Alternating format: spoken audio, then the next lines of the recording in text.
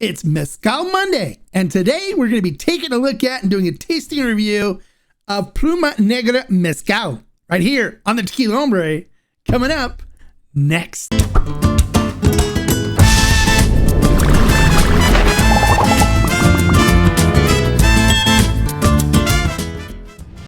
Hello and welcome to this episode of the Tequila Hombre, where today is Mezcal Monday. We're going to be taking a look at a Mezcal brand. The brand today is Pluma Negra.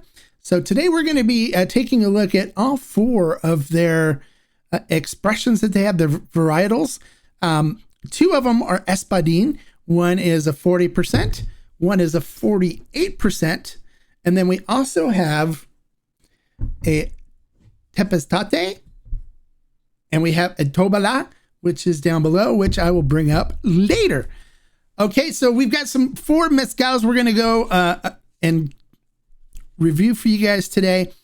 And also, if you comment on the video afterwards, and I'll tell you what to do, but I've got two sets of miniature bottles to give away. And so if you comment on the video, that's all you have to do. No purchase necessary. And a winner will be picked at random. And I'll go over the details of that towards the end of the video. But right now, let's get into the story of Pluma Negra. All right, so the story of Pluma Negra. Pluma Negra in Spanish means black feather. And what basically it is, it's a legend that came from Oaxaca on how mezcal came about. So basically, the way the legend goes is that there was a horrible thunderstorm that was happening over a farmer's field, and a big bolt of lightning came down and struck an agave plant and just cooked it. And so one day the farmer was coming out to see what was going on, because there was a bunch of black birds that were picking apart this agave and eating it. And so he went out to see what was going on and saw the burnt agave. And so as he was walking out to the field, the birds were trying to protect the agave and were charging him and diving at him, and their feathers were flying everywhere. And so it ended up creating a path of black feathers that led to the agave. And then when he got to the agave, he tasted it and said, wow, this is really good. This is sweet. He picked it up and took it into a friend of his who was a distiller in town, and they ended up making mezcal. So that is like the legend on how mezcal came about, how it was formed. And so that is why they decided to name this mezcal line Pluma Negra, to honor the legend of how mezcal came about. So there you go. All right, now you know the story of the name of Pluma Negra. Let's get into how this mezcal is made. All right, Pluma Negra Mezcal is made in Palenque in San Juan del Rio. It is located in the state of Oaxaca. The mezcalero for this particular brand is Rodolfo Hernandez. And if the name sounds familiar, if you're a mezcal person and you're familiar with mezcal brands, he also produced some mezcal for Pierre de Almas. So the agave that they're using for their varietals here are Espadín, Tempestate, and Tobana. Now they're all single expressions; they're not ensembles. So the two that we're going to do is just Espadín first, and then we'll do the Tempestate, which is the second one, and then the Tobana, which will be the last expression that we look at today. Now, when they harvest these agaves, they cook them in earthen pits, and then they use a animal-driven tahona to extract the sugars from the fibers. And then they ferment in wooden vats with the fibers. And then after fermentation is done, they then distill it twice using a copper alembic still. And then after it is done with distillation, it is then bottled at the set ABV. So the only one that's low ABV, that's a 40% ABV, is the low proof Espadín. The rest of them are a higher ABVs, and I'll go over that when we talk about them in the tasting portion. Now we are offering these on ferment and still, and the Espadín, the 40% is $57.99, and the 48% is $64.99. Okay, Well, there you go. Now you know how this mezcal is made. Let's get into the tasting portion and see what it's all about. All right, going up top to the pour cam, of course, as usual, I'm using the Denver and Liley agave glass. This glass can be used for high-proof mezcals or raicillas or sotos or destilados or tequila. It can be used for all of that. It's great for all of it. So, of course, I'll be using that for the tasting of these mezcal expressions from Pluma Negra. So we'll go ahead and pour a little bit into the glass now. Oops, let's make it so you guys can see it a little better. There you go.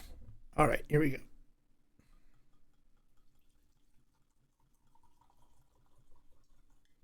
All right, so there you go. We'll go ahead and go up top now and take a look at it in the. Okay, we're back. Now taking a look at this in the glass. This is the 40% alcohol by volume Espadin. It coats the glass okay, and then it leaves some nice pearls on the glass. So it should have a nice mouthfeel to it. Looking at the mezcal itself, it is crystal clear. Looks good. Let's see what we get on the nose on this.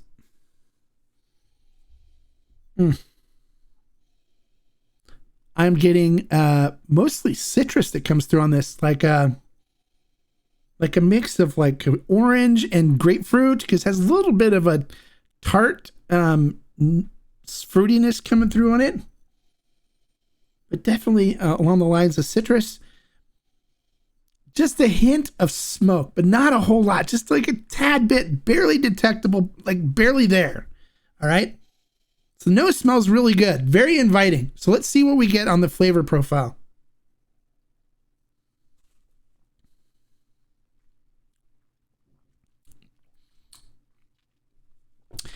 Very light on the flavor profile, but I'm definitely picking up a nice fruitiness, hardly any smoke at all. So if you're somebody that's worried about the smoke, wanting to try mezcal, this would be a great one to pick up. This is the Pluma Negra 40% alcohol by volume Espadin. This would be great for cocktails. I could sip it. I mean, it's great. As far as a entry-level mezcal goes, I don't see any problems with it at all. I'd recommend it for beginners, for people looking to transition from tequila into mezcal. All right, so let's take a look next at the 48% Espadin. All right, so I cleaned out the glass and drank some water, cleaned the palate. Now we're going to take a look at the 48% version of the same mezcal that we just looked at there. See what the difference is between the two.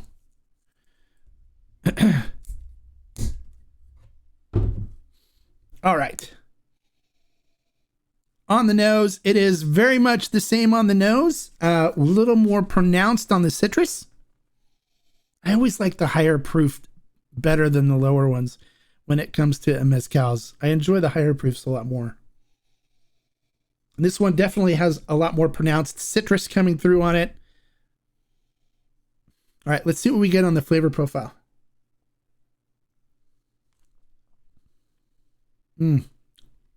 Oh yeah, hands down, a lot more flavor to this. Beautiful fruity citrus coming through on it. Like no smoke, very little to no smoke at all, period. This is a really nice sipper. I could spend a lot of time with this. This one's going to be one that's on my shelf because I do enjoy a good Espadin, and I would enjoy sipping this. And the flavor is robust enough that it will hold up if you're smoking a cigar and want to enjoy a mezcal while you're smoking a cigar. Very good. I like this one. So next we're going to take a look at the Tempestate. All right, so I've got the glass cleaned. I drank some water to clean the palate. And now we're going to go ahead and pour a little bit of the Tempestate in the glass. Not pouring a whole bunch because I don't want to get tanked here. Not that I don't mind getting tanked, but all right, so looking at this one in the glass, it's about the same as far as the coating goes as the Espadin. You can see it clearing off the glass there, leaving some pearls on there. And then looking at the mezcal itself, crystal clear, very nice. And then on the nose, oh, I'm picking up a hint of cinnamon and baking spices in this, but it's got a really rich grassiness to it. Very grassy and vegetal. It smells really nice. If you're somebody that likes to smell fresh cut grass, it's got that really nice smell to it. I enjoy this. All right, so let's see what we get on the flavor profile this one.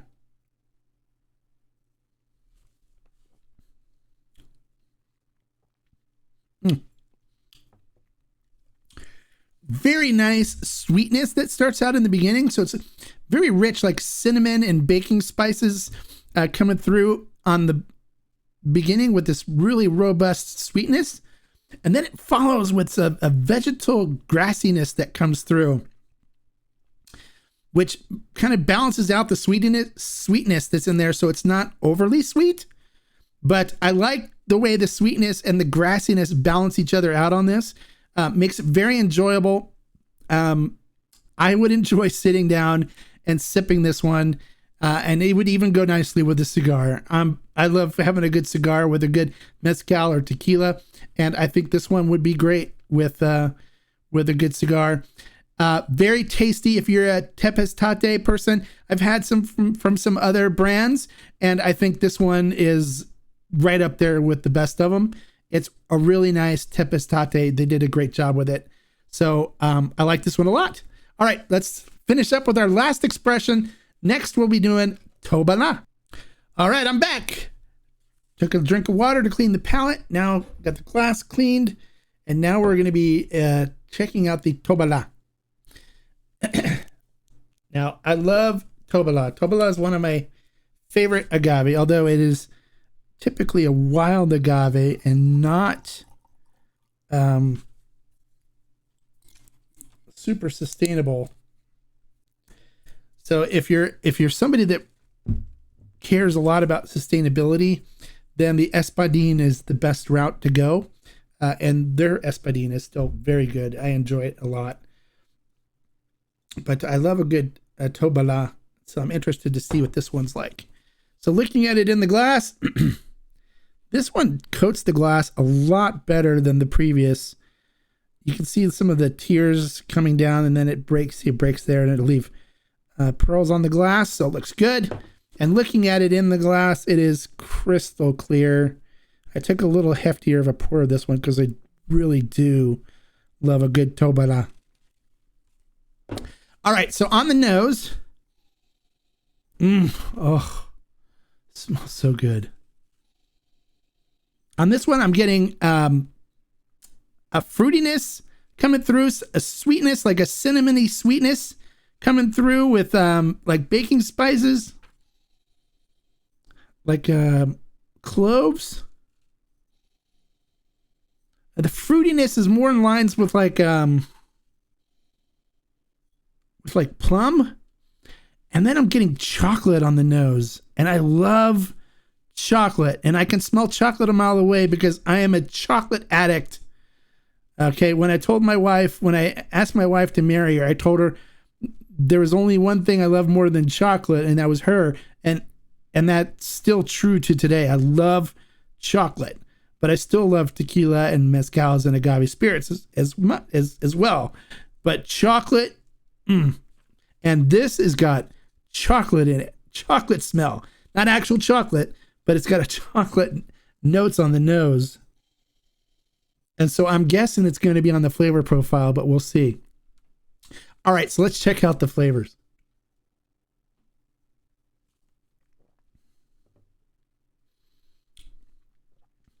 Oh, yeah. Getting some cinnamon and baking spices in the beginning, followed by a nice fruitiness, like plum. I'm definitely picking up like a plum fruitiness, which is like kind of that soft, sweet, with a little bit of tartness in it kind of fruit. And then it hits you with chocolate. Yeah, but this is different. It's not like Hershey's chocolate. It's more of like an artisanal dark chocolate, like something you would buy in an artisanal chocolate shop. If you're familiar with brands like Godiva or I'm trying to think of some other chocolate brands, but I can't draw a name on it right now. But like some of the more nicer, better made chocolates, but it's more of a dark chocolate, artisanal dark chocolate flavor that comes through. Very nice.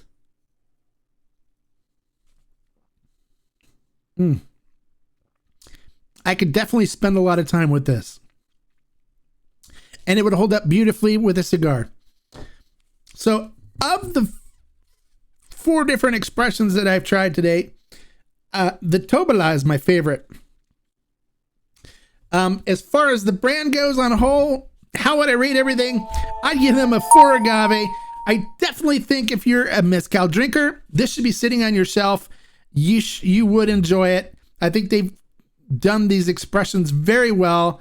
If you're an experienced mezcal drinker, stay away from the 40% Espadín. I think that's more for an entry level person. I think the flavor is a lot more robust and pronounced and beautiful in the 48% than in the 40%. It might be good for cocktails if you're looking for something a little less expensive, but I would stick with the 48% Espadín, the Tempestate, and the Tobana. Those are my 3 favorite. And there you go, 4 agave.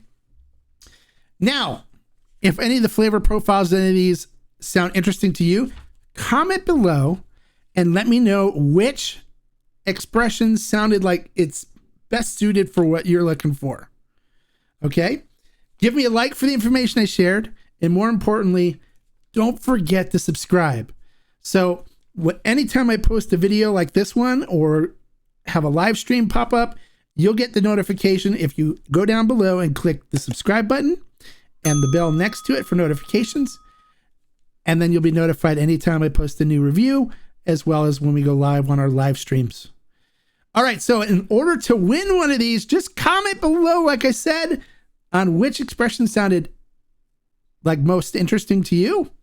And we will pick a random winner, actually 2 random winners to each win a set of miniature bottles of the complete set of Pluma Negra. And I will announce the winner in the next week in a future episode. So make sure you watch the episodes to catch who the winner is of the 2 free sets of miniature bottles of Pluma Negra. Well, there you go. Pluma Negra, definitely one that you want on your shelf if you're like mezcals. If you're a tequila drinker looking to transition over to mezcal, you definitely want to pick up the 40% ABV Espadín and try it. Fruity flavored profile, very little, no smoke at all. Will not upset you or offend you if you're somebody that doesn't like smoke. Well, there you go. It's time for me to say goodbye. So until next time, like I always say, life is too short to drink bad mezcal. Salud.